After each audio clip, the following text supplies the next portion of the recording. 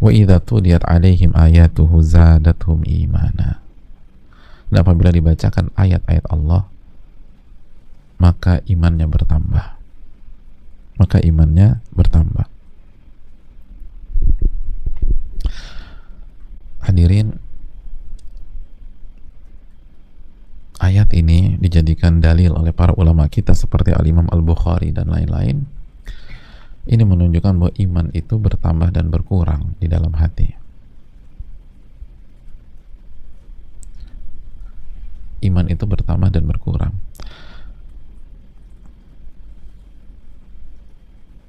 Bahkan Al-Imam Asy-Syafi'i, Imam Ahmad, Abu Ubaid, dan lain-lain itu menukilkan ijma', kesepakatan para ulama bahwa iman itu bertambah dan berkurang.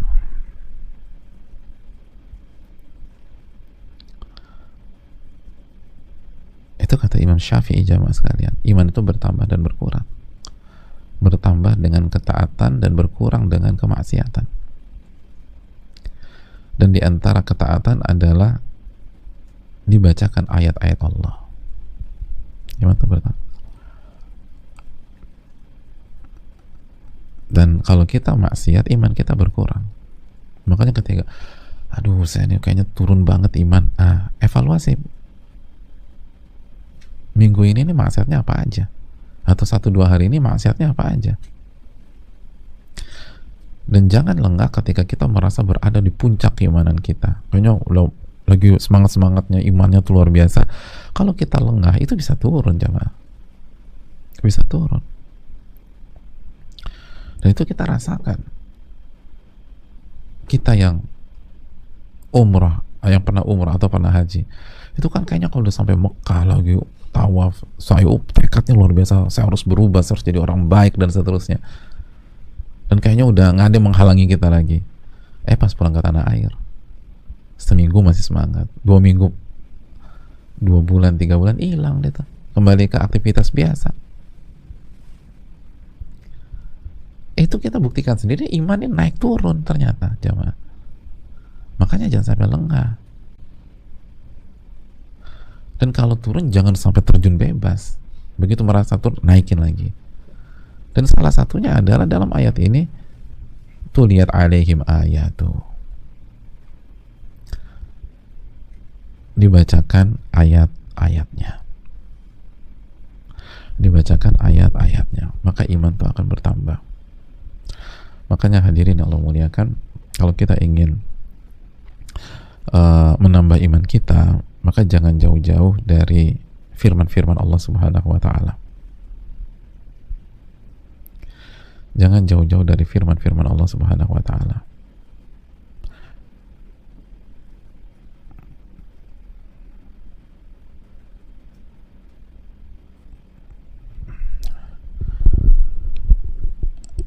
Itu hadirin, jangan jauh-jauh dari firman Allah, dari ayat-ayat Allah Subhanahu wa ta'ala.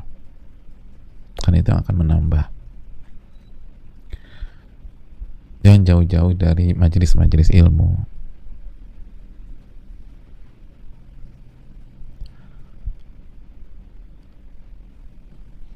Kalau kita ingin menambah iman kita. Jadi itu tadi, makanya ada kesalahpahaman juga kadang-kadang nih. Mas, kenapa kemarin nggak ikut kajian? Aduh, gue lagi jenuh nih, lagi futur. Kayaknya iman gue lagi turun, nanti dulu deh. Kasih gue waktu. Loh, salah. Ketika merasa iman lagi turun, justru obatnya ayat-ayat Allah. Semakin kasih waktu dengan dunia, semakin jomplang dan semakin terjun bebas.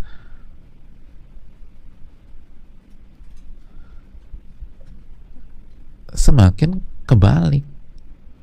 Begitu merasa turun, langsung minum obat, jemaah. Ketika kita merasa kondisi kita ini agak nurun, minum obat. Obatnya apa? Ayat-ayat Allah. Ayat-ayat Allah. Beda deh, benar.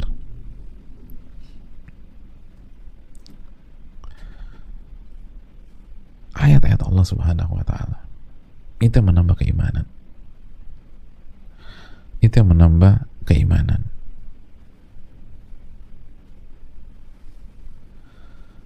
Lagi-lagi nanti zikrullah lagi. Mengingat Allah, dan ayat-ayat Allah. Maka harus banyak deh. Kecuali kalau kita mau jadi orang munafik. Makanya kan orang munafik Allah jelaskan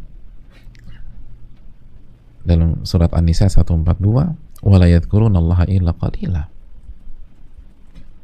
Innal munafiqina yukhadi'una Allah wa huwa khadi'uhum. Orang munafik itu ingin menipu Allah Subhanahu wa taala, mengecoh Allah Subhanahu wa taala. Ya Allah balas.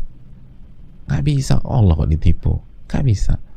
Wa idza qamu ila shalah qamu kusala. Mereka itu kalau berdiri untuk sholat males banget. Males. Nah ini penyakit mereka.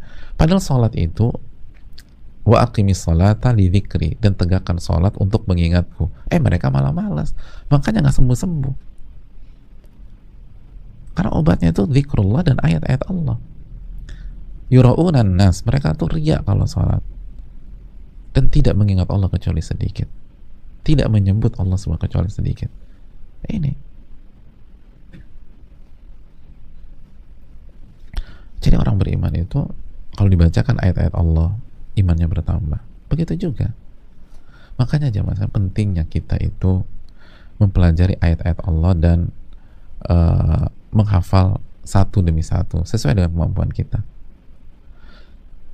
Karena kalau kita berinteraksi dengan orang-orang beriman, salah satu fungsinya nih, kita berinteraksi dengan orang-orang beriman, istri kita, anak kita, orang tua kita, teman kita, sahabat kita, lalu kita bawakan ayat Allah, itu beda keberkahannya deh, beda. Mau retorika kita sebagus apapun, nggak ada yang bisa mengalahkan keberkahan ayat-ayat Allah. Maka sampaikan ke istri kita misalnya, sampaikan ke suami kita dengan cara yang baik, ke anak-anak, ke orang tua, ke teman, khususnya ketika mereka lagi khilaf. Kan kenapa sih mereka khilaf terus emosi lalu nafsu bermain? Itu kan karena ada indikasi iman lagi turun. Nah, naikkan iman mereka, naikkan iman mereka. Caranya gimana? Bacakan ayat-ayat Allah. Kalau mereka beriman, itu iman akan naik. Begitu iman naik, simptom akan hilang. Gitu. Jadi sembuhkan penyakit itu di pusatnya. Pusatnya nih apa? Lemah iman. Ya udah imannya ditambah.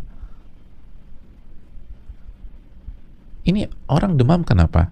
Oh karena lukanya infeksi. Ya udah bersihin aja infeksinya. Lukanya dibersihin, infeksinya dihilangkan, itu panas hilang biidznillah. Panasnya hilang.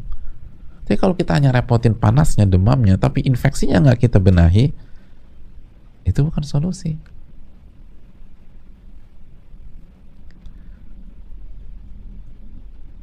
Kenapa banyak masalah? Karena iman kita kurang. Naikkan imannya. Imannya harus dinaikkan. Selama imannya nggak dinaikkan, mau dikulen apa susah. Imannya dinaikkan dulu.